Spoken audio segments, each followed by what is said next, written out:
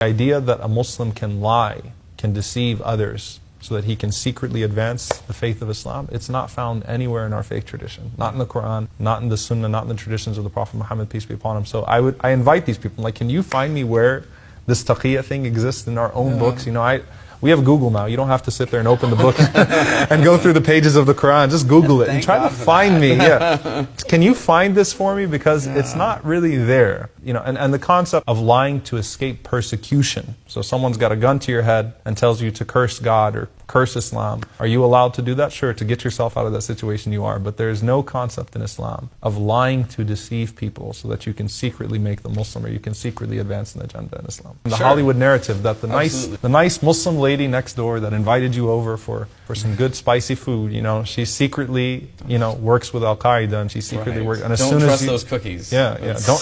Oh my God. Yeah. And people might be missing out on some amazing cookies if they have that. That would be a tragedy, wouldn't it? It would.